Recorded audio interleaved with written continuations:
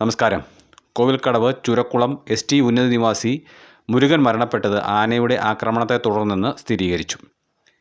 ഇന്ന് രാവിലെ ഇടുക്കി മെഡിക്കൽ കോളേജിൽ നടത്തിയ പോസ്റ്റ്മോർട്ടത്തിലാണ് ഇക്കാര്യം വ്യക്തമായത്. ഇതേ തുടർന്ന് വനംവകുപ്പ് അടിയന്തര ധനസഹായമായി കുടുംബത്തിന് 5 ലക്ഷം രൂപ അനുവദിച്ചു. മറയൂർ പോലീസ് സ്റ്റേഷനിൽ മൂന്നാർ DYSP S ചന്ദ്രമോഹൻ്റെ സാന്നിധ്യത്തിൽ Kanthalloor range forest officer Shinu S Muhammad cheque കൈമാറി. മരണപ്പെട്ട മുരുകൻ്റെ മകൾ നന്ദിനി ചെക്ക് കൈപ്പറ്റി. പിതാവിൻ്റെ ഓർമ്മകൾ സൃഷ്ടിച്ച നൊമ്പരത്തിൻ്റെ നിറവിൽ നിലവിളിയോടെയാണ് മുരുകൻ്റെ മൂത്ത മകൾ നന്ദിനി ചെക്ക് ഏറ്റുവാങ്ങിയത്. ദൃശ്യങ്ങൾ കാണാം.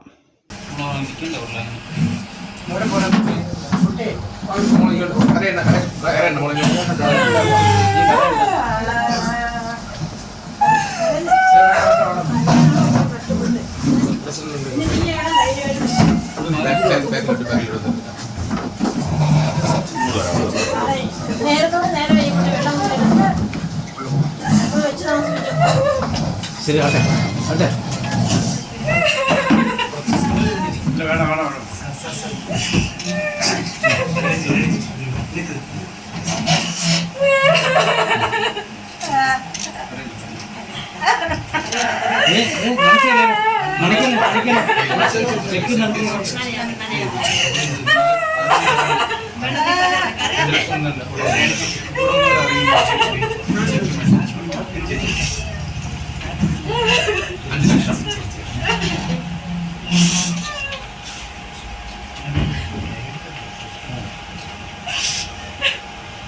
ശരി, ഇനി ബാക്കി കാര്യങ്ങളൊക്കെ പെട്ടെന്ന്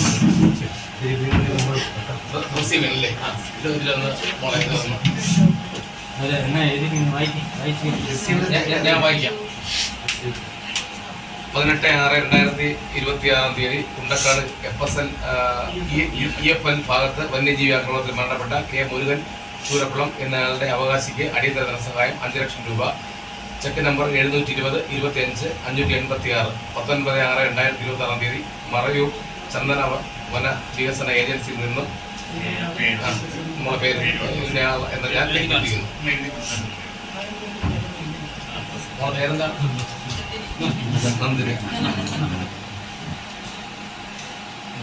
നന്ദിനി എന്നയാൾ. ഇന്നലെ തന്നെ ഈ ഫോറസ്റ്റ് ചെയ്താൽ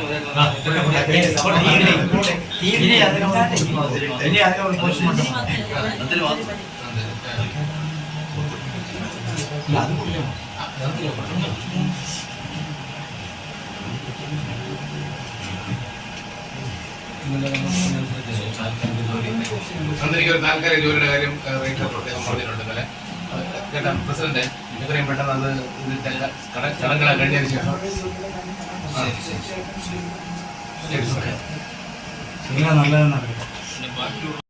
ഇന്നലെ വൈകിട്ട് 4 മണിയോടെ ചുരക്കുളത്ത് പട്ടയഭൂമിയിൽ അനക്കമറ്റ നിലയിൽ മുരുകനെ കണ്ടെത്തിയെന്നും തുടർന്ന് വനംവകുപ്പ് വാച്ചർമാർ ആശുപത്രിയിൽ എത്തിച്ചെന്നുമാണ് ഇന്നലെ പുറത്തു വന്ന വിവരം.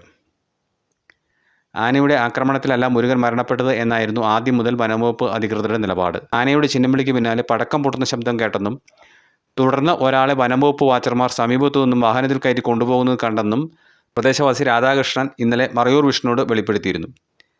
ഇതോടെ സംഭവത്തിന് പിന്നിൽ ദുരൂഹതയുണ്ടെന്നുള്ള ആരോപണം ശക്തമായി. പിന്നാലെ മുരുകൻ്റെ കുടുംബത്തിന് ധനസഹായം നൽകണമെന്നാവശ്യപ്പെട്ട് ജനപ്രതിനിധികളും രാഷ്ട്രീയ നേതാക്കളും ഒറ്റക്കെട്ടായി രംഗത്തിറങ്ങുകയായിരുന്നു. രാത്രി വൈകി നടന്ന ഒത്തുതീർപ്പ് ചർച്ചയിൽ ഇന്ന് രാവിലെ 11-ന് 5 ലക്ഷം രൂപ കുടുംബത്തിന് നൽകാമെന്ന് വനംവകുപ്പ് അധികൃതർ സമ്മതിച്ചിരുന്നു. ഇതുപ്രകാരം ഇന്ന് രാവിലെ 11 മണിയോടെ തന്നെ ചെക്ക് ഏറ്റുവാങ്ങാൻ മുരുകൻ്റെ മകൾ നന്ദിനിയും ബന്ധുക്കളും മറയൂർ പോലീസ് സ്റ്റേഷനിൽ എത്തിയിരുന്നു. Kanthalloor panchayat president S. ശിവൻരാജും മെമ്പർമാരും വിവിധ രാഷ്ട്രീയ കക്ഷി നേതാക്കളും ഇവർക്കൊപ്പം സ്റ്റേഷനിലെത്തി. പറഞ്ഞ സമയം കഴിഞ്ഞ് മണിക്കൂറുകൾ പിന്നിട്ടിട്ടും വനംവകുപ്പ് അധികൃതർ ചെക്ക് നൽകാൻ തയ്യാറായില്ല. തുടർന്ന് സ്റ്റേഷനിൽ ഒത്തുകൂടിയവർ വിവരം മധ്യസ്ഥത വഹിച്ച മൂന്നാർ DYSPയെ അറിയിച്ചു.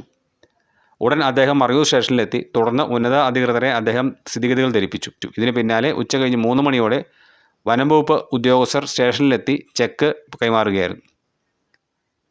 News desk Marayoor vision.